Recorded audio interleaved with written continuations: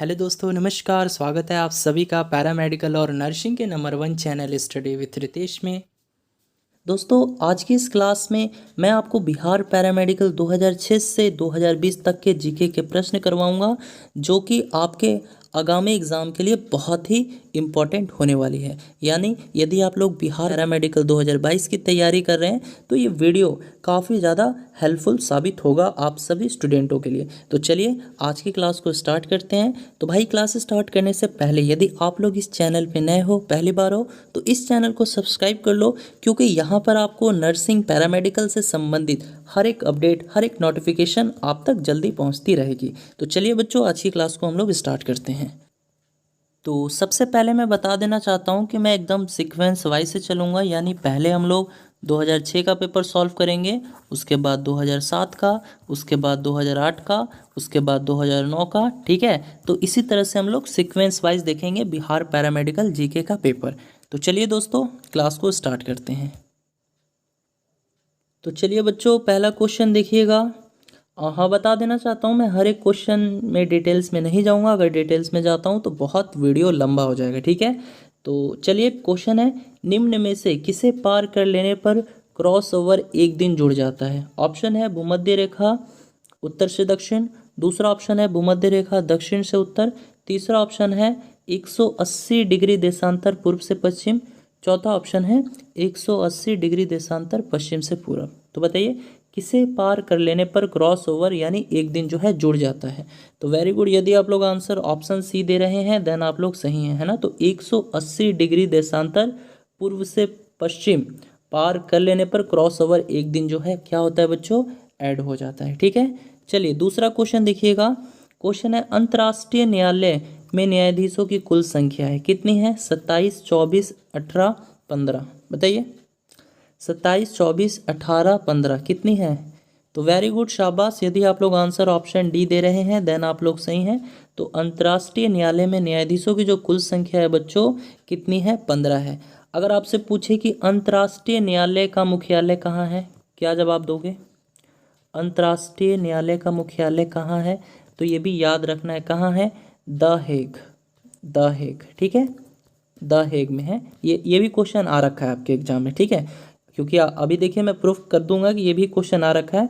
आप लोग बस प्रीवियस पेपर को सॉल्व करते चलिए, देखिएगा ये भी क्वेश्चन आपको मिल जाएगा। ठीक है, हाँ। तो अच्छा, अब मैं पूछूं कि अंतर्राष्ट्रीय न्यायालय का अभी जो अध्यक्ष है वो कौन है? तो बताइए, जल्दी से बताइए, अंतर्राष्ट्रीय न्यायालय का जो अध्यक्ष है अभी वो कौन है? अंतर्राष्ट्रीय न्यायालय का अध्यक्ष कौन है? तो ये याद रखना है कौन है? Joan Donoghue. जोआन डोनोग, ये इनका नाम है। ठीक है, तो अंतर्राष्ट्रीय न्यायालय का जो अध्यक्ष है अभी वो कौन है? अंतर्राष्ट्रीय न्यायालय के जो अध्यक्ष है वो कौन है? जोआन डोनोग जी हैं, याद रखना। ठीक है, अगला क्वेश्चन है बच्चों, भारत का राष्ट्रीय सूचना पत्र दस्तावेज है कैसा है? लाल पत्र, श्वेत पत्र, हरा पत्र, केसरिया पत्र? जल्दी से जवाब दीजिए, जल्दी से जवाब दीजिए। भारत का जो राष्ट्रीय सूचना पत्र दस्तावेज है वो किस तरह का है? तो वेरी गुड, यदि आप लोग आंसर ऑप्शन बी दे रहे हैं श्वेत पत्र देन आप लोग सही हैं। चलिए बढ़ते हैं नेक्स्ट क्वेश्चन की तरफ। चलिए अगला क्वेश्चन है, भारत रत्न से मरणोपरांत विभूषित प्रथम व्यक्ति है कौन है? आचार्य विनोबा भावे, डॉक्टर अम्बेडकर, कुमारस्वामी कामराज, लाल बहादुर शास्त्री। यानी बच्चों पूछा गया है कि मरणोपरांत भारत रत्न से सम्मानित प्रथम व्यक्ति कौन थे? यानी ऐसे कौन से व्यक्ति थे जिनको भारत रत्न मरने के बाद प्राप्त हुआ था? वेरी गुड, कौन थे? तो ये थे लाल बहादुर शास्त्री जी थे। ठीक है, इनको कब मिला था? तो 1966 में भारत रत्न मरणोपरांत से इनको सम्मानित किया गया था। और एक क्वेश्चन और भी पूछा गया है आपके प्रीवियस पेपर में, यानी अभी हम लोग करेंगे भी वो क्वेश्चन, लेकिन मैं बता देता हूँ। पूछा गया था कि भारत के द्वितीय प्रधानमंत्री कौन थे? तो कौन थे? लाल बहादुर शास्त्री जी ही थे। ठीक है, नेक्स्ट क्वेश्चन है, धन्वंतरी पुरस्कार प्रारंभ किया गया कब किया गया? 1961 में, 1981 में, 1971 में, 1951 में? 91 में। बताइए 1961, 1981, 1971 या 1991 में? बताइए जल्दी से, बिल्कुल फास्ट। तो वेरी गुड, धन्वंतरी जो पुरस्कार है बच्चों, तो ये कब प्रारंभ किया गया था? तो 1971 में किया गया था, ठीक है। और ये पुरस्कार किस क्षेत्र में दिया जाता है? धन्वंतरी पुरस्कार जो है बच्चों, ये किस क्षेत्र में दिया जाता है? तो इसको भी याद रखना, ये चिकित्सा के क्षेत्र में दिया जाने वाला पुरस्कार है। चिकित्सा के क्षेत्र में ये पुरस्कार जो है बच्चों दिया जाता है, ठीक है। अगला क्वेश्चन है, भारत का राष्ट्रीय खेल क्या है? Cricket, kabaddi, hockey, football. जल्दी से बताइए, भारत का राष्ट्रीय खेल क्या है बच्चों? तो वेरी गुड, क्या है? हॉकी है। तो ऑप्शन सी जो है राइट आंसर आपका हो जाएगा, सबको मालूम है, ठीक है। चलिए अगले क्वेश्चंस की तरफ चलते हैं बच्चों। अगला क्वेश्चन है, यंग बंगाल आंदोलन के प्रवर्तक थे, कौन थे? राजा राम मोहन राय, बंकिम चंद्र चटर्जी, अरविंद घोष, लुई विवियन डिरोजियो। जल्दी से बताइए।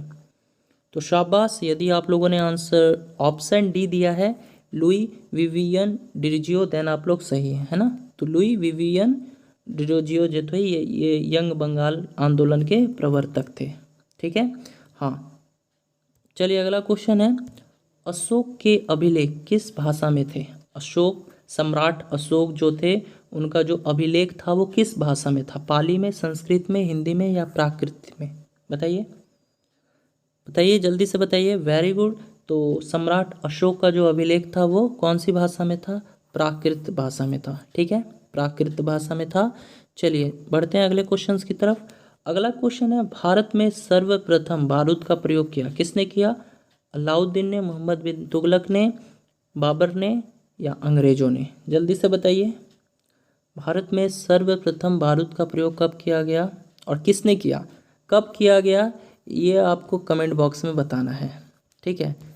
ये क्वेश्चन होमवर्क में रहा आप लोगों के लिए। लेकिन यहाँ पे ये बताइए आप लोग कि भारत में सर्वप्रथम बारूद का प्रयोग किसने किया? बताइए। तो शाबाश बच्चों, किसने किया? तो बाबर ने किया, ठीक है, बाबर जो कि मुगल वंश के संस्थापक थे।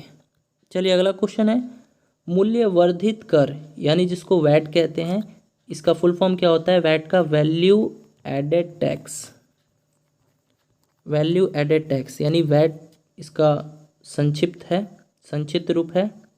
तो मूल्य वर्धित कर यानी वैट आरोपित किया जाता है, किसके द्वारा आरोपित किया जाता है? उत्पादन के केवल अंतिम चरण पर, उत्पादन के केवल प्रारंभिक चरण पर, सीधे उपभोक्ता पर या उत्पादन और अंतिम विक्रेता के मध्य प्रत्येक चरण पर? बताइए। तो शाबाश बच्चों, यदि आप लोग आंसर ऑप्शन डी दे रहे हैं, उत्पादन और अंतिम बिक्री के मध्य प्रत्येक चरण पर ये जो मूल्य वर्धित कर है ये लगाया जाता है, आरोपित किया जाता है, ठीक है। तो ऑप्शन डी राइट आंसर हो जाएगा। तो दोस्तों ये था 2006 का पेपर, ठीक है, जो कि हम लोगों ने सॉल्व किया। चलिए अब देखते हैं हम लोग 2007 का पेपर। देखो पहले क्या होता था कि जीके के जो क्वेश्चन थे ना वो 10 ही पूछे जाते थे, लेकिन आज के डेट में कितना पूछा जाता है सबको मालूम है, 20 क्वेश्चंस पूछे जाते हैं, ठीक है, सीधे डबल कर दिया गया है।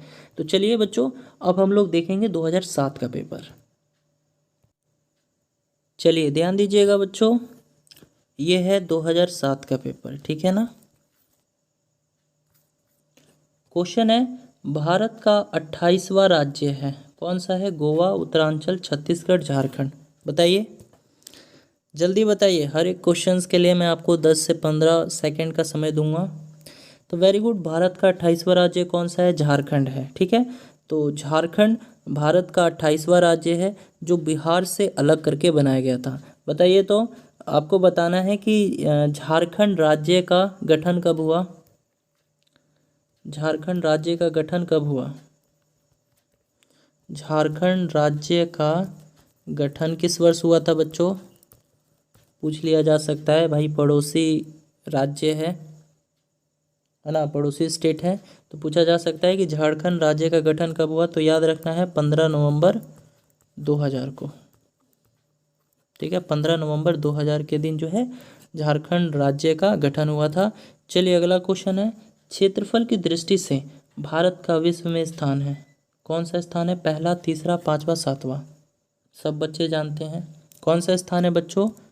हाँ, तो सातवां स्थान है। लेकिन यही क्षेत्रफल ना देकर जनसंख्या दे देता तब क्या करते? बताइए। जनसंख्या की दृष्टि से भारत का विश्व में अभी कौन सा स्थान है? तो बच्चों अभी तो दूसरे नंबर पे है भारत, ठीक है, क्योंकि अभी जनगणना नहीं हुई है, अभी जनगणना नहीं हुई है। यदि अभी जनगणना होगी तो हमारा देश यानी भारत ये चीन को भी पछाड़ देगा। आपको पता है कि अभी जनसंख्या के मामले में जनसंख्या की दृष्टि में विश्व का पहला देश कौन सा है, तो चीन है। लेकिन अभी जैसे हम लोग का जनगणना हो जाएगा, अभी जैसे हम लोग का जनगणना हो जाएगा तो हमारा देश आगे आ जाएगा, यानी नंबर 1 पे आ जाएगा। ठीक है, तो अभी के हिसाब से जनसंख्या की दृष्टि से भारत का विश्व में कौन सा स्थान है, तो दूसरे नंबर पे है अपना भारत। ठीक है, अगला क्वेश्चन है। अच्छा देखिए, मान लीजिए यहाँ पर क्षेत्रफल ना देकर जनसंख्या दे दिया रहता और पूछता कि जनसंख्या की दृष्टि से भारत का विश्व में कौन सा स्थान है, तो कौन सा स्थान है अभी तो अपना देश भारत दूसरे नंबर पे है। ठीक है, लेकिन अभी जनगणना होगा तो हमारा भारत देश नंबर 1 पे आ जाएगा। अभी नंबर 1 पे कौन है बताइए, तो जनसंख्या की दृष्टि से विश्व में सबसे ऊपर कौन सा देश है, जनसंख्या की दृष्टि से विश्व में पहला स्थान कौन सी देश का है, तो चीन का है। लेकिन अभी जैसे जनगणना होगा तो हमारा देश भारत चीन को भी पछाड़ देगा। ठीक है, हाँ, जनसंख्या के मामले में, है ना। तो अभी के हिसाब से, अभी जनगणना तो हुआ नहीं है, तो अभी के हिसाब से जो स्थान होगा वो दूसरा ही होगा। ठीक है, तो जनसंख्या की दृष्टि से भारत का विश्व में कौन सा स्थान है, अभी दूसरा स्थान है, नंबर 1 पे चीन है, याद रखना। ठीक है, अगला क्वेश्चन है, वह नदी जो भारत नेपाल के मध्य सीमा बनाती है कौन सी नदी है, कोसी, गंडक, काली, तीस्ता, बताइए। तो वेरी गुड, कौन सी नदी हो जाएगी, काली नदी हो जाएगी। ठीक है, काली नदी जो है भारत नेपाल के मध्य में सीमा बनाती है। अगला क्वेश्चन है बच्चों, क्षेत्रफल की दृष्टि से भारत का सबसे छोटा राज्य कौन सा है, क्षेत्रफल की दृष्टि से भारत का सबसे छोटा राज्य गोवा, झारखंड, उत्तरांचल, त्रिपुरा, बताइए। क्षेत्रफल की दृष्टि से वेरी गुड, तो कौन सा है, तो ये गोवा है ना, गोवा राज्य है क्षेत्रफल की दृष्टि से सबसे छोटा राज्य। यही पूछता कि क्षेत्रफल की दृष्टि से सबसे बड़ा राज्य बताओ, तो क्षेत्रफल की दृष्टि से सबसे यहाँ पर बड़ा दे देता, छोटा की जगह बड़ा दे देता, तो कौन सा राज्य हो जाता बच्चों, तो ये राजस्थान हो जाता। ठीक है, राजस्थान लिख लेना अच्छे से, राजस्थान। ठीक है, अच्छे से लिख लेना आप लोग। चलिए अगला क्वेश्चन है बच्चों, भारत का राष्ट्रीय पक्षी है, क्या है राष्ट्रीय पक्षी, सबको मालूम है, उल्लू, मोर, चीता या तोता, बताइए क्या होगा। वेरी गुड, शाबाश, तो मोर। ठीक है, मोर जो है हमारा भारत का राष्ट्रीय पक्षी है। अगला क्वेश्चन है, निम्न में से किस तट की रेखा सबसे लंबी है, केरल, तमिलनाडु, उड़ीसा, आंध्र प्रदेश। देखिए क्वेश्चन पूछ लेता है कि भारत के किस राज्य की तटीय रेखा सीमा सबसे लंबी है। एक क्वेश्चन ये पूछता है कि भारत के किस राज्य की तटीय रेखा सीमा सबसे लंबी है, बताइए। तो पहले इस क्वेश्चन का आंसर दीजिए, भारत के किस राज्य की तटीय रेखा सीमा सबसे लंबी है, तो किस राज्य की है, सबको मालूम है, गुजरात है नंबर 1 पे। ठीक है, गुजरात है। उसके बाद दूसरे नंबर पे कौन सा राज्य आता है, तो ये आता है आंध्र प्रदेश। ठीक है, याद रहेगा। तो अगर पूछे कि भारत में ऐसा कौन सा राज्य है जिसकी तटीय रेखा सीमा सबसे ज़्यादा लंबी है, तो गुजरात है नंबर 1 पे। दूसरे पे कौन सा स्टेट है, आंध्र प्रदेश है। तो देखिए बच्चों, यहाँ पर तो गुजरात दिया हुआ नहीं दिया हुआ है ना, तो दूसरे नंबर पे कौन सा स्टेट है, आंध्र प्रदेश है, तो आंसर आंध्र प्रदेश हो जाएगा। ठीक है, चलिए अगला क्वेश्चन है। चलिए बच्चों, अगला क्वेश्चन है, 1 रुपए का नोट जारी करता है, कौन जारी करता है, state bank of India, reserve bank of India, Bharat सरकार, वाणिज्यिक बैंक। अब देखिए बहुत से बच्चे इस क्वेश्चन में गलत जवाब देंगे, मुझे मालूम है ना। बताइए क्या आंसर होगा। तो बहुत से बच्चे आंसर बी कर रहे होंगे, तो बी गलत है, बी भी नहीं होगा, ना ही डी होगा, ना ही ए होगा। तो इसका बच्चों राइट आंसर क्या हो जाएगा, ऑप्शन सी, है ना। तो 1 रुपए का नोट जो जारी होता है वो किसके द्वारा होता है, तो भारत सरकार का वित्त मंत्रालय द्वारा, भारत सरकार का वित्त मंत्रालय द्वारा 1 रुपए का नोट जो है ये जारी किया जाता है। ठीक है, अब ये भी याद रखिएगा कि 1 रुपए का जो नोट होता है उस पर किसका हस्ताक्षर होता है, बताइए जल्दी से। 1 रुपया का नोट पर किसका हस्ताक्षर होता है, लिख लीजिए। एक क्वेश्चन आया हुआ क्वेश्चन है बच्चों, पूछा जा सकता है घुमाकर कि 1 रुपए का नोट पर किसका हस्ताक्षर होता है, तो किसका हस्ताक्षर होता है, तो ये भी याद रखना है, वित्त सचिव का। ठीक है, 1 रुपए के नोट पर किसका हस्ताक्षर होता है, तो वित्त सचिव का होता है। अब बात करेंगे कि भैया 1 रुपया का नोट छोड़कर और भी जितने नोट हैं 50, 100, 20, 2000, 500, ये सब कौन जारी करता है, तो ये सब बच्चों आरबीआई जारी करता है, रिजर्व बैंक ऑफ इंडिया। ठीक है, अन्य नोट जो है इसको कौन जारी करता है, तो इसको रिजर्व बैंक ऑफ इंडिया यानी आरबीआई जारी करता है। और अन्य नोटों पर किसका हस्ताक्षर होता है, देखिए इंपॉर्टेंट क्वेश्चन है, तो किसका होगा, रिजर्व बैंक ऑफ इंडिया के गवर्नर का, है ना, आरबीआई के गवर्नर का, ये भी याद रखना, लिख लो इस सब क्वेश्चन को, है ना। अन्य नोटों पर किसका हस्ताक्षर होता है, तो रिजर्व बैंक ऑफ इंडिया के गवर्नर का। चलिए बात आई है बच्चों रिजर्व बैंक ऑफ इंडिया, तो इसकी स्थापना कब हुई थी, बताइए जल्दी से। तो चलिए आपको होमवर्क में दे रहा हूँ, वीडियो एंड हो जाएगा, ख़त्म हो जाएगा, तो आपको बताना है कि आरबीआई की स्थापना कब हुई और इसका हेड क्वार्टर कहाँ है। ये 2 क्वेश्चन आपको वीडियो के सेक्शंस में, कमेंट वाले सेक्शन में देना होगा। ठीक है, आरबीआई की स्थापना कब हुई और इसका हेड क्वार्टर कहाँ है। चलिए बढ़ते हैं नेक्स्ट क्वेश्चन की तरफ।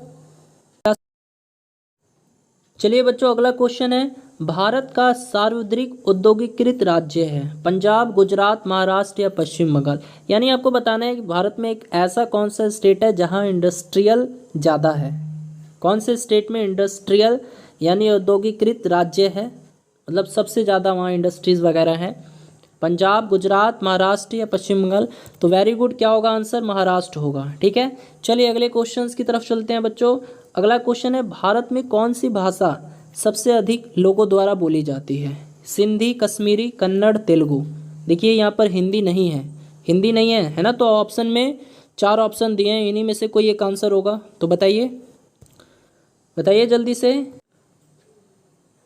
तो वेरी गुड, यदि आप लोग आंसर ऑप्शन डी दे रहे हैं तेलुगु, देन आप लोग सही हैं। तो भारत में कौन सी भाषा सबसे अधिक लोगों द्वारा बोली जाती है, तो तेलुगु भाषा बोली जाती है। ठीक है, अब देखिए क्वेश्चन ये पूछ लेता है बच्चों कि संविधान के किस अनुसूची में 22 भाषाओं का वर्णन किया गया है, बताइए। संविधान के किस अनुसूची में 22 भाषाओं का वर्णन किया गया है, तो कौन सी अनुसूची है, 8वीं अनुसूची है, याद रखना, पूछा जा सकता है। ठीक है, तो चलिए बच्चों अगला क्वेश्चन है, मदुरई का मीनाक्षी मंदिर स्मारक है। अच्छा देखिए क्वेश्चन में थोड़ा सा एरर है। ठीक है, मदुरई का मीनाक्षी मंदिर पर किसका अधिकार है, किस शासक का अधिकार है, ये ऐसा क्वेश्चन है। मदुरई का मीनाक्षी मंदिर पर किसका अधिकार है, किसका अधिकार है या किस वंश का अधिकार है, बताइए। तो चोल वंश का या पल्लव वंश का, चेर वंश का, इनमें से कोई नहीं, बताइए। तो वेरी गुड, क्या होगा आंसर, तो ऑप्शन ए होगा, है ना। तो मदुरई का जो मीनाक्षी मंदिर है उस पर किस वंश का अधिकार है, तो चोल वंश के राजा का अधिकार था। ठीक है, चलिए बढ़ते हैं। तो दोस्तों ये 2007 का पेपर था, ये भी कंप्लीट हो गया। अब हम लोग आते हैं 2008 के पेपर के ऊपर। ठीक है, तो चलिए बच्चों अब 2007 का पेपर भी कंप्लीट हो चुका है, अब हम लोग आते हैं 2008 के पेपर के ऊपर। ठीक है, तो चलिए पहला क्वेश्चन है, इस गायक को 2008 में अवैतनिक पुलित्जर पुरस्कार से सम्मानित किया गया था। देखिए करंट अफेयर है, ये नहीं पढ़ना है आपको, आप लोग देख सकते हो 2008 का पेपर था, इसीलिए 2008 का ये करंट अफेयर्स पूछा गया था। ठीक है, तो आप लोग का जो 2021 का एग्ज़ाम होगा तो उसमें 2020 का करंट अफेयर पूछ सकता है या फिर 2021 का पूछेगा। ठीक है, हाँ, लेकिन यहाँ से एक क्वेश्चन ये इम्पॉर्टेंट हो जाता है कि ये जो पुरस्कार है पुलित्जर पुरस्कार, ये किस क्षेत्र में दिया जाता है, बताइए किस क्षेत्र में दिया जाता है। तो याद रखना है पत्रकारिता के क्षेत्र में दिया जाता है। ठीक है, पुलित्जर पुरस्कार जो है ये किस क्षेत्र में दिया जाता है बच्चों, तो पत्रकारिता के क्षेत्र में ये पुरस्कार दिया जाता है। अगला क्वेश्चन है, वह पंजाब केसरी के नाम से विख्यात थे, बताइए कौन पंजाब केसरी के नाम से विख्यात थे। ऑप्शन दिया हुआ है, कैरो, राजा राम मोहन राय, लाला लाजपत राय, भगत सिंह। सबको मालूम है पंजाब केसरी से किस व्यक्ति को जाना जाता था, तो लाला लाजपत राय जी को जाना जाता था। ठीक है, अब देखिए भगत सिंह के बारे में भी जान लेते हैं कुछ पॉइंट। एक क्वेश्चन पूछ लेता है कि भगत सिंह राजगुरु एवं सुखदेव, भगत सिंह राजगुरु एवं सुखदेव ये कब शहीद हुए थे, आपको पता है इनको फांसी पर लटका दिया गया था, तो हम लोग इनको शहीद ही बोलते हैं, है ना। हाँ, तो शहीद हुए थे तो भगत सिंह, राजगुरु और सुखदेव कब शहीद हुए थे जी? तो आपको याद रखना है कब शहीद हुए थे ये लोग, तो 23 मार्च 1931 को, ठीक है, 23 मार्च 1931 को शहीद हुए थे भगत सिंह, ठीक है, याद रहेगा क्वेश्चन। चलिए अगला क्वेश्चन है, अल्जाइमर रोग इस अंग पर प्रभाव डालता है, किस अंग पर प्रभाव डालता है? मस्तिष्क, विक, जिगर यानी यकृत जिसे कहते हैं, या फिर दिल यानी हृदय जिसको कहते हैं, बताइए, बिल्कुल फास्ट बताना है। तो वेरी गुड, शाबाश। यदि आप लोग आंसर मस्तिष्क दे रहे हैं देन आप लोग सही हैं। तो अल्जाइमर रोग जो है ये शरीर के किस अंग को प्रभावित करता है? तो मस्तिष्क को प्रभावित करता है, ठीक है। अगला क्वेश्चन है बच्चों, उपन्यास द एल्केमिस्ट के लेखक हैं, कौन है बताइए? रस्किन बॉन्ड, रिचर्ड बैक, या फिर पॉलो कोयलो, या हार्पर ली? जल्दी से बताइए, बिल्कुल फास्ट। देखिए सब करेंट अफेयर्स से पूछा गया है, बुक एंड ऑथर से ये पूछा जाता है, ठीक है। तो मैं इस पर भी एक सेपरेट वीडियो बनाऊंगा, ठीक है, एग्ज़ाम के पहले, यानी जब एग्ज़ाम फॉर्म आ जाएगा उससे पहले मैं एग्ज़ाम फॉर्म के बाद ही मैं बुक एंड ऑथर पर एक वीडियो बनाऊंगा जिसमें मैं आपको सभी लेटेस्ट बुक और उनके ऑथर करवा दूंगा, ठीक है। चलिए बताइए इस क्वेश्चन का आंसर क्या होगा? तो वेरी गुड, इसका आंसर क्या होगा? ऑप्शन सी होगा, पॉलो कोयलो, ठीक है। पॉलो कोयलो जो थे ये द एल्केमिस्ट के लेखक हैं। द एल्केमिस्ट एक बुक है, इसके लेखक कौन है? पॉलो कोयलो। चलिए अगला क्वेश्चन है, सबसे प्रथम यूएन का सेक्रेटरी जनरल था, कौन था? सबसे पहले यूएन का जो सेक्रेटरी जनरल था कौन था? ऑप्शन बच्चों दिया हुआ है, कोफी अनान, ट्रिगवेली यूथॉन, या कर्ट वेलदहिम, बताइए। तो वेरी गुड, यदि आप लोग आंसर ऑप्शन बी दे रहे हैं ट्रिगवेली देन आप लोग सही हैं। तो याद रखना है सबसे पहले यूएन का जो सेक्रेटरी जनरल थे वो कौन थे? ट्रिगवेली जी थे, ठीक है। अगला क्वेश्चन है बच्चों, यह एक तारों वाला संगीत वाद्य नहीं है, बताइए तो कौन सा तार वाला संगीत वाद्य नहीं है? ऑप्शन दिया हुआ है, ट्रोम्बोन, वीणा, वायलिन, गिटार। तो देखिए गिटार में बच्चों क्या होता है? तार होता है, ठीक है, लेकिन यहाँ पे पूछा है वो तार वाला वाद्य यंत्र नहीं होना चाहिए, तो ये तो इसमें तो तार होता है तो ये तो आंसर होगा नहीं। अब देखिए तीसरा ऑप्शन है वायलिन, ध्यान से समझना है, वायलिन है तो इसमें भी बच्चों तार होता है तो ये भी आंसर नहीं होगा। वीणा, इसमें भी तार होता है, ये भी आंसर नहीं होगा। लेकिन ट्रोम्बोन जो होता है ये एक ऐसा वाद्य यंत्र है जिसमें तार नहीं होता है, ठीक है, तो ये एक बिना तारों वाला संगीत वाद्य यंत्र है, ठीक है। तो ऑप्शन ए जो है राइट आंसर हो जाएगा। चलिए बढ़ते हैं नेक्स्ट क्वेश्चंस की तरफ। चलिए अगला क्वेश्चन है बच्चों, इंटरपोल का मुख्य कार्यालय कहाँ है, बताइए तो इंटरपोल का जो मुख्य कार्यालय है कहाँ है? फ्रांस में, यूके में, जर्मनी में, या यूएसए में? देखिए ये क्वेश्चन आपको 2017 या 18 वाले पेपर में भी देखने को मिल जाएगा क्योंकि ये रिपीटेड क्वेश्चन है, ठीक है। ये 2008 में पूछा है और देखिए 2008 का पेपर भी 2017 या 18 में रिपीट किया हुआ है, दिखाऊंगा मैं, ठीक है। तो वेरी गुड, कहाँ है? फ्रांस में है। तो इंटरपोल का मुख्य कार्यालय कहाँ है? फ्रांस में है। फ्रांस में कहाँ? तो फ्रांस में एक जगह है लियोन, तो फ्रांस के लियोन शहर में इंटरपोल का मुख्यालय है, या मुख्य कार्यालय भी बोल सकते हो। चलिए बच्चों अगला क्वेश्चन है, अजंता की गुफाएं यहाँ पर स्थित है, कहाँ स्थित है? दिल्ली, यूपी, बिहार, महाराष्ट्र? जल्दी से बताइए। तो वेरी गुड, कहाँ है? तो अजंता की गुफाएं महाराष्ट्र में है, तो ऑप्शन डी जो है राइट आंसर हो जाएगा। अगला क्वेश्चन है, प्रसिद्ध साहित्यिक पात्र एलिस जो है इस लेखक या लेखिका द्वारा बनाया गया, तो बताइए तो प्रसिद्ध साहित्यिक पात्र जो है ये एलिस, ये जो है किस लेखक या लेखिका द्वारा बनाया गया है? ऑप्शन है शेक्सपियर, डिकेंस, जैन ऑस्टिन, या लेविस कैरोल? जल्दी से बताइए। तो वेरी गुड, यदि आप लोग आंसर ऑप्शन डी दे रहे हैं लेविस कैरोल देन सही है ना। तो प्रसिद्ध साहित्यिक पात्र जो है एलिस, ये लेविस कैरोल द्वारा जो है बनाया गया है। चलिए अगला क्वेश्चन है बच्चों, चलिए देखिए बच्चों क्वेश्चन है अगला, यह स्वरिम द्वार का शहर कहलाता है, बताइए तो न्यूयॉर्क, सैन फ्रांसिस्को, ऑक्सफोर्ड, या जयपुर? क्वेश्चन पूछा है स्वरिम द्वार का शहर के नाम से किस शहर को जानते हैं? न्यूयॉर्क, सैन फ्रांसिस्को, ऑक्सफोर्ड, या जयपुर? तो वेरी गुड, यदि आप लोग आंसर ऑप्शन बी दे रहे हैं देन आप लोग का आंसर सही है। सैन फ्रांसिस्को को स्वर्णिम द्वारका शहर के नाम से भी जाना जाता है। किसको? सैन फ्रांसिस्को को स्वर्णिम द्वारका शहर के नाम से भी जाना जाता है। ठीक है, अब दोस्तों अभी तक तो हम लोगों ने 2008 तक का पेपर देख लिया। ठीक है, 2008 तक का पेपर हम लोगों ने देख लिया। अब हम लोग 2009 का पेपर सॉल्व करेंगे। ठीक है,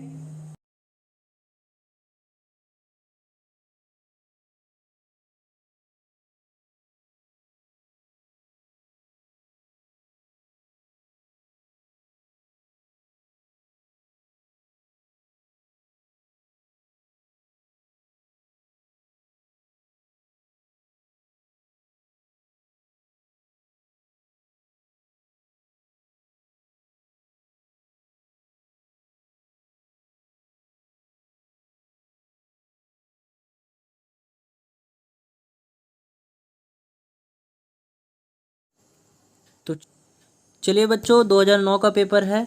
तो पहला क्वेश्चन है, कौन सा सुप्रसिद्ध अमेरिकी उपन्यासकार जनवरी 2009 में देवगंत हो गया था? तो देखिए बच्चों, ये क्वेश्चन करंट अफेयर्स है तो इस क्वेश्चन को हम लोग नहीं करेंगे। ठीक है, अब 2009 का पेपर है तो 2009 का करंट अफेयर्स पूछ लिया गया था उस समय। ठीक है, तो आपकी परीक्षा में भी करंट अफेयर्स पूछेगा। आपके परीक्षा में भी करंट अफेयर्स से क्वेश्चंस रहते हैं, बट इतना पुराना नहीं देगा। मान लीजिए जैसे आपका एग्ज़ाम 2021 में होगा तो आपको 2021 का करंट अफेयर्स पढ़ना होगा या फिर 2020 का, तो इस पर भी मैं एक सेपरेट वीडियो बना दूंगा। ठीक है, चलिए अगला क्वेश्चन है, नॉर्वे की राजधानी है ओस्लो, ट्रॉम्सो, बर्गन, ट्रांधिम। जल्दी से आंसर कीजिए। तो वेरी गुड, नॉर्वे की राजधानी कहाँ है? ओस्लो में है। ठीक है, अब देखिए क्वेश्चंस पूछ लेता है कि मध्य रात्रि सूर्य का देश से किस देश को जानते हैं? मध्य रात्रि सूर्य का देश किसे कहते हैं? मध्य रात्रि सूर्य का देश किसे कहते हैं? ये बहुत अच्छा क्वेश्चन है। पूछ लिया जाता है कि भाई मध्य रात्रि सूर्य का देश किसे कहते हैं? तो नॉर्वे को ही कहते हैं। यानी यहाँ पे क्या होता है, मध्य रात में यानी मिडिल नाइट में जो है सन दिखता है। ठीक है, मध्य रात्रि सूर्य का देश किसे कहते हैं? तो नॉर्वे को कहते हैं। अब एक क्वेश्चन और पूछ लेता है कि उगते सूर्य के देश से किस देश को जाना जाता है? उगते सूर्य के नाम से किस देश को जाना जाता है? उगते सूर्य के नाम से किस देश को जाना जाता है? उगते सूर्य के नाम से किस देश को जाना जाता है? तो वेरी गुड, जापान को जाना जाता है। ठीक है, तो मध्य रात्रि सूर्य का देश नॉर्वे को कहा जाता है और उगते सूर्य के नाम से किस देश को जाना जाता है? तो जापान को जाना जाता है। अगला क्वेश्चन है, चलिए बच्चों अगला क्वेश्चन है, सामान्यतः गाए जाने वाले भारतीय राष्ट्रगान के लघु संस्करण का समय है? कितना समय है? 20 सेकेंड, 60 सेकेंड, 40 सेकेंड, 10 सेकेंड। तो जैसा कि आप सभी बच्चे जानते हैं कि भारतीय राष्ट्रीय गान को गाने में कितना समय लगता है? 52 सेकेंड का समय लगता है। लेकिन बच्चों यहाँ पे क्वेश्चन क्या पूछा है उसको आराम से समझना। क्वेश्चन पूछा है कि सामान्यतः गाए जाने वाले जो भारतीय राष्ट्रीय गान है उसका जो लघु संस्करण है, इसका मतलब समझते हो, प्रथम पंक्ति तथा अंतिम पंक्ति गाने में कितने सेकेंड का समय लगता है? तो याद रखना है, वेरी गुड, 20 सेकेंड है ना। तो 20 सेकेंड जो है इसका राइट आंसर हो जाएगा। तो भारतीय राष्ट्रगान के लघु संस्करण का समय कितना है? तो 20 सेकेंड का है। चलिए बच्चों अगला क्वेश्चन है, किसने डॉक्टरों के लिए प्रसिद्ध आचरण नियम बनाए? Hippocrates, Hoyle, Freud, Pasteur. जल्दी से जवाब दीजिए बच्चों, बहुत अच्छा क्वेश्चन है और ऐसे ही क्वेश्चन आपके एग्जाम्स में पूछे जाते हैं। तो बताइए। जी हाँ दोस्तों, क्या होगा आंसर? तो आंसर ऑप्शन ए हिप्पोक्रेटस है ना। तो किसने डॉक्टरों के लिए प्रसिद्ध आचरण बनाए? तो हिप्पोक्रेटस। तो ऑप्शन ए जो है बच्चों आपका राइट आंसर हो जाएगा। चलिए अगले क्वेश्चंस की तरफ चलते हैं। अगला क्वेश्चन है, वैज्ञानिक जर्नलों की उत्तमता का एक अच्छा सूचक है? क्या अच्छा सूचक है? पृष्ठों की संख्या, इम्पैक्ट फैक्टर, प्रकाशक या संपादक। यानी वैज्ञानिक जर्नलों की उत्तमता का एक अच्छा सूचक है। तो बताइए क्या होगा इसका आंसर? तो वेरी गुड, इम्पैक्ट है ना, इम्पैक्ट फैक्टर। ये एक अच्छा सूचक माना जाता है वैज्ञानिक जर्नलों की उत्तमता का। ठीक है, इसको डायरेक्ट याद कर लेना ऐसे क्वेश्चंस को। अगला क्वेश्चन है, किसने विटामिन 12 की संरचना निर्धारित की? फ्लेमिंग, हॉजकिंग या एडेंसन या डेस्कार्टेस?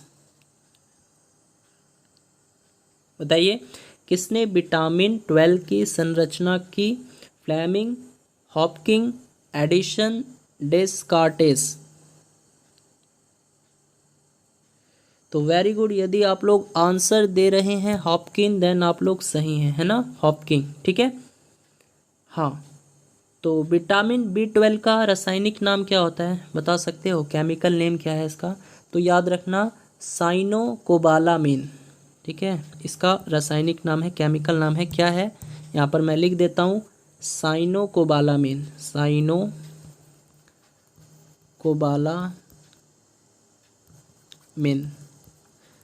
ठीक है, साइनोकोबालामिन जो है विटामिन B12 का रासायनिक नाम है।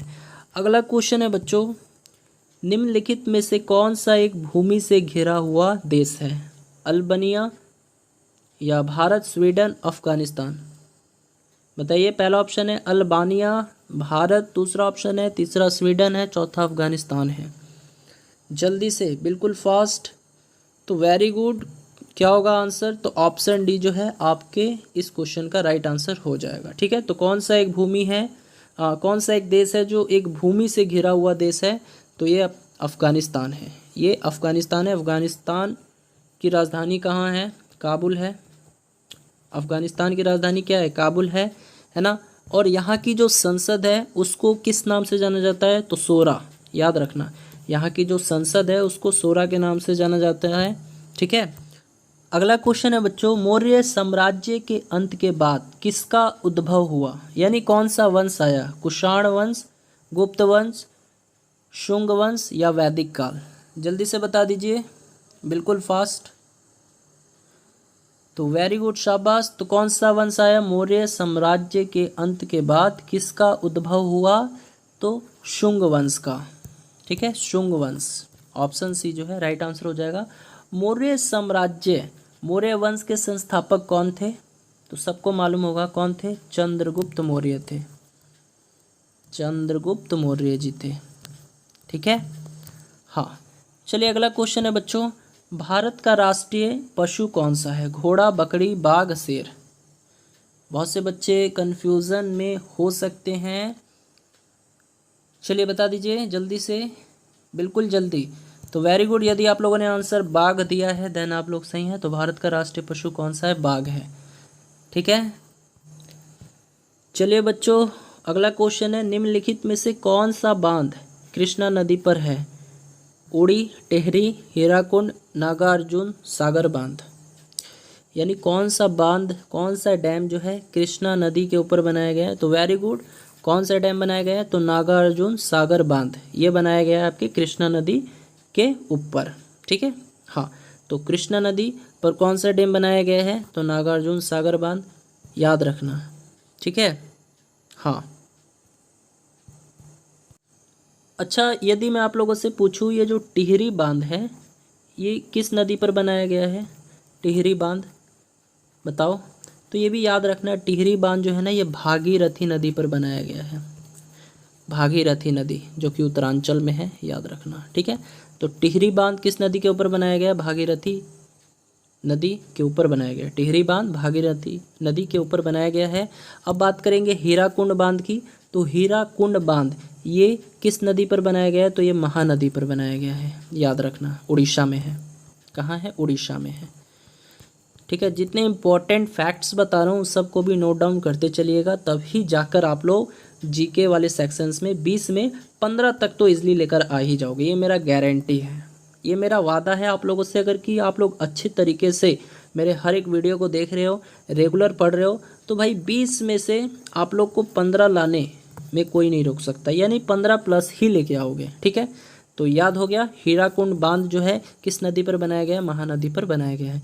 तो चलिए बच्चों अब हम लोग देखेंगे 2010 का पेपर, है ना, 2010 का पेपर देखेंगे। तो देखिए पहला क्वेश्चन है, किसने न्यूट्रॉन की खोज की थी? देखिए साइंस का क्वेश्चन आपके सामान्य ज्ञान वाले सेक्शंस में डाल दिया जा रहा है। तो बता दीजिए किसने न्यूट्रॉन की खोज की थी बच्चों, जल्दी।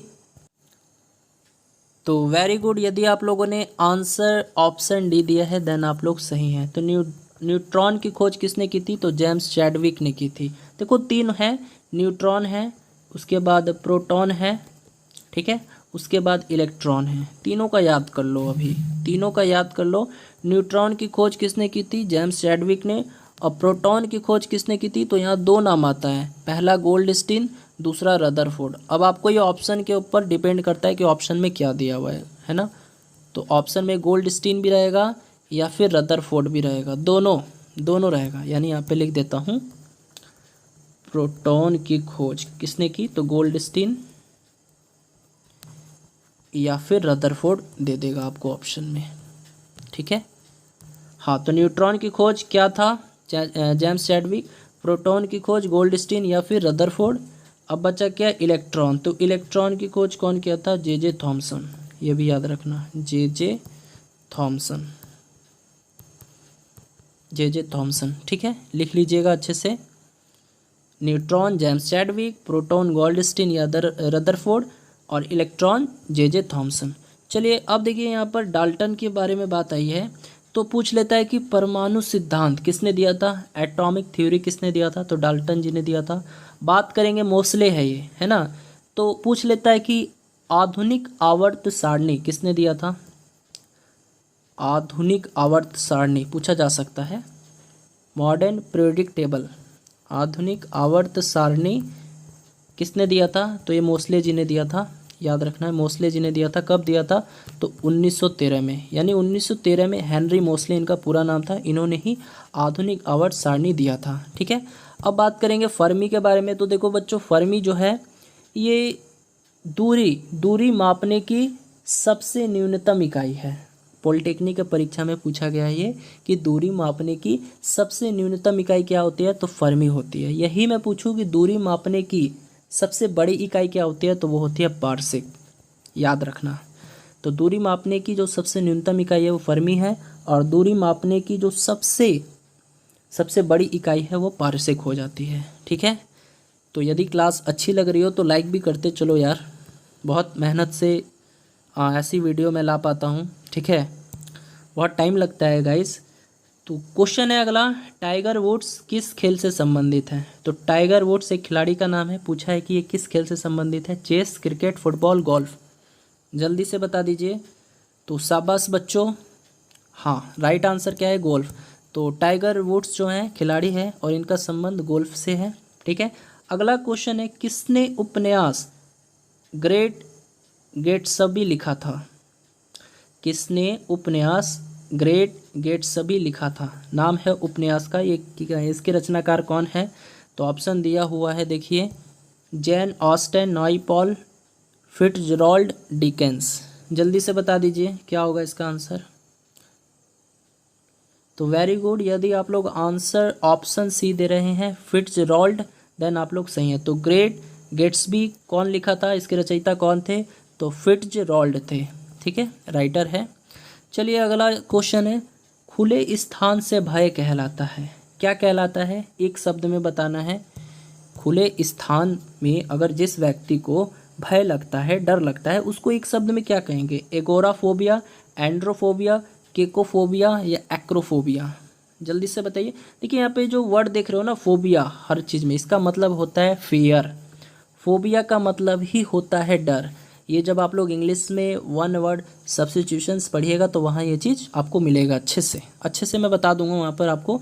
लेकिन अभी आप बताइए, खुले स्थान से भय जिसको लगता है उसको एक शब्द में क्या कहेंगे, तो उसको कहते हैं बच्चों एगोराफोबिया, एगोराफोबिया कहते हैं। ऑप्शन ए जो है राइट आंसर हो जाएगा इस क्वेश्चन का, ओके, समझ में आ रहा है। चलिए अगला क्वेश्चन है, इंटरपोल का मुख्यालय कहाँ है। शायद ये क्वेश्चन रिपीटेड हुआ है, अभी हमने कुछ देर पहले ही आपको बताया था, ठीक है। तो चलिए बता दीजिए एक बार फिर से, इंटरपोल का मुख्यालय कहाँ है, यूके, फ्रांस, जर्मनी, यूएसए। बिल्कुल फास्ट बताना है बच्चों। तो जी हाँ दोस्तों, इंटरपोल का मुख्यालय कहाँ है, तो फ्रांस में, बताया था मैंने इंटरपोल का मुख्यालय कहाँ है, तो फ्रांस में। तो ऑप्शन बी जो है आपके क्वेश्चन का राइट आंसर हो जाएगा। अगला क्वेश्चन है, यह एक मुख्यमंत्री तथा प्रधानमंत्री भी थे, कौन थे? इंदिरा गांधी, एच.डी. देवगौड़ा, वाजपेयी, नेहरू जी, कौन थे? तो बच्चों हाँ शाबाश, तो ऑप्शन बी जो है राइट आंसर हो जाएगा। तो एच.डी. इनका पूरा नाम क्या है? एच.डी. देवगौड़ा, एच.डी. देवगौड़ा। तो ये जो है भारत के प्रधानमंत्री बनने से पहले ये किसी राज्य के मुख्यमंत्री भी थे, ठीक है। तो यहाँ पे आंसर क्या हो जाएगा? ऑप्शन बी हो जाएगा, यानी ये पहले मुख्यमंत्री भी थे, उसके बाद ये देश के प्रधानमंत्री के रूप में नियुक्त भी किए गए थे, ठीक है। हाँ, आपको याद रखना है प्रधानमंत्री की नियुक्ति होती है और राष्ट्रपति का निर्वाचन होता है, ठीक है। अगला क्वेश्चन है बच्चों, इस व्यक्ति के नाम पर एक रासायनिक तत्व का नामकरण किया गया, क्यूरी, डार्विन, फर्मी, फोर्ड, बता सकते हो, बहुत सिंपल क्वेश्चन है। तो वेरी गुड, क्या आंसर होगा? मैरी क्यूरी, है ना। तो मैरी क्यूरी के नाम पर एक केमिकल एलिमेंट का जो है नामकरण किया गया, ठीक है। हाँ, एक रासायनिक तत्व का नामकरण किया गया, किसके नाम पर? मैडम क्यूरी के नाम पर। ऑप्शन ए जो है राइट आंसर हो जाएगा। चलिए देखते हैं नेक्स्ट क्वेश्चन। चलिए बच्चों, अगला क्वेश्चन है, ये 1993 से 2001 तक यूएस के राष्ट्रपति थे, कौन थे? Bush, Nixon, Ford, Clinton. तो जी हाँ दोस्तों, ऑप्शन डी जो है राइट आंसर हो जाएगा। क्विल्टन जी थे 1993 से 2001 तक के यूएस के राष्ट्रपति, ठीक है। चलिए अगला क्वेश्चन है बच्चों, केंद्र में पंचायती राज के लिए पृथक मंत्रालय कब बनाया गया? यानी केंद्र में पंचायती राज के लिए पृथक मंत्रालय बनाया गया था, वो कब बनाया गया था? 2004, 1996, 1984, 1951 में, बताइए। तो जी हाँ दोस्तों, यदि आप लोगों ने आंसर ऑप्शन ए दिया है देन आप लोग सही हैं। तो 2004 में केंद्र में पंचायती राज के लिए पृथक मंत्रालय बनाया गया था। अगला क्वेश्चन है, गुजरात की राजधानी कौन सी है?